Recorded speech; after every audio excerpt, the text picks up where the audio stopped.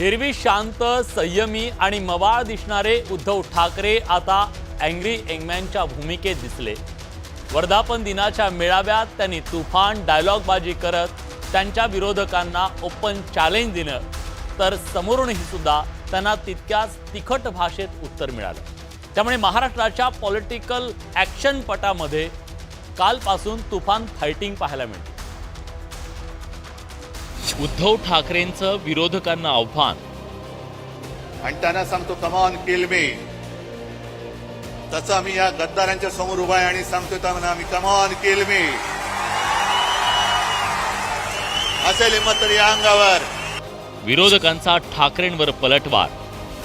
पण मला एकच सांगायचं आहे, मरे हुए को क्या मारना है। अरे महाराष्ट्रातल्या जनतेने विधानसभेत तुमचा मुर्दा पाडलेलाच आहे। डायलॉग बाजीतून राजकीय फायटिंग। कोण मेलंय आणि कोण जिवंत आहे।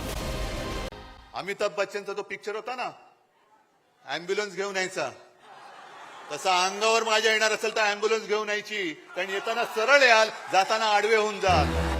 उद्धव ठाकरेंनी षण्मुखानंद सभागृहात पार पडलेल्या पक्षाच्या 59व्या वर्धापन दिनाच्या मेळाव्यात पक्ष कार्यकर्त्यांमध्ये चैतन्य आणण्याचा प्रयत्न केला।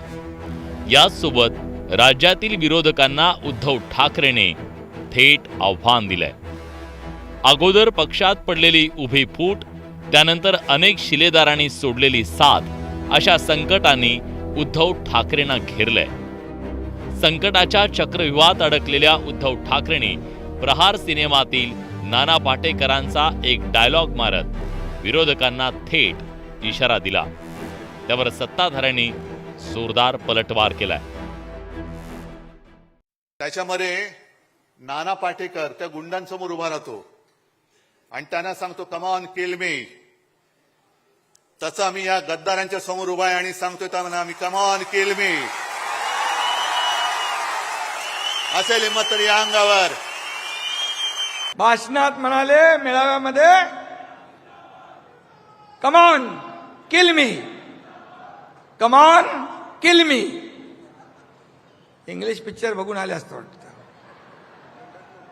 हा, सुट्टीला तिकडे गेले होते लंडनला, शंभूराज म्हणतायत। पण मला एकच सांगायचं आहे, मरे हुए को क्या मारना है। अरे महाराष्ट्रातल्या जनतेने विधानसभेत तुमचा मुर्दा पाडलेलाच आहे। उद्धव ठाकरेंनी अँग्री यंगमॅनच्या आवेशात पुन्हा डायलॉगबाजी केली।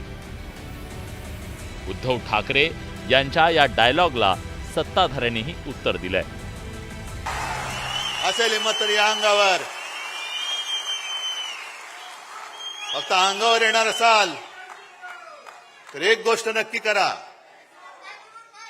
अमिताभ बच्चनचा तो पिक्चर होता ना, अँब्युलन्स घेऊन यायचा, तसा अंगावर माझ्या येणार असेल तर अँब्युलन्स घेऊन यायची, कारण येताना सरळ याल, जाताना आडवे होऊन जाल।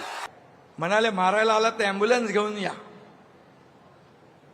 आता काय बोलायचं, अँब्युलन्स घेऊन या, अँब्युलन्स मधून परत जाल, म्हणजे तुम्हाला आम्ही फटके देऊ, तुम्ही परत जाल।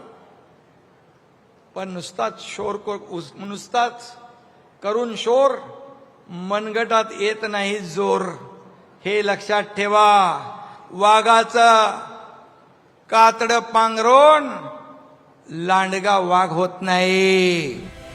सत्ताधाऱ्यांनी उद्धव ठाकरेंवर केलेला हा शाब्दिक हल्ला संजय राऊतांनी द्वेषानं परतावून लावत सत्ताधाऱ्यांवर टीकेची तोफ टाकली। कोण मेलंय आणि कोण जिवंत आहे हे येणारा काळ ठरेल। लोकसभेत तुम्ही मेला होता, विधानसभेत ईव्हीएमच्या ऑक्सिजनवर तुम्ही जिवंत झालात, आणि भविष्यामध्ये तुम्हाला कळेल या राज्याची जनता कोणाला मारते आणि कोणाला जिवंत ठेवते। पण तुमचे शब्द जे काल वापरलेत शिवसेना पक्षप्रमुख उद्धव ठाकरे यांच्याविषयी, त्याची नोंद आम्ही केलेली आहे। उद्धव ठाकरेंच्या शिवसेनेची 1996 सालापासून मुंबई महापालिकेवर सत्ता आहे। मुंबई महापालिकेतील सत्तेच्या चाव्या ठाकरेंच्या पक्षाकडून घेऊन त्यांना आणखी एक धक्का देण्याचा प्रयत्न सत्ताधारी महायुतीचा असणार आहे। अवघ्या काही महिन्यात या महापालिकेचं रणशिंग फुंकलं जाणार आहे. मात्र त्यापूर्वी आव्हान प्रति आव्हानांचा सामना मुंबईच्या राजकीय रणांगणात रंगू लागलाय. Bureau report, news 18 Lokmat.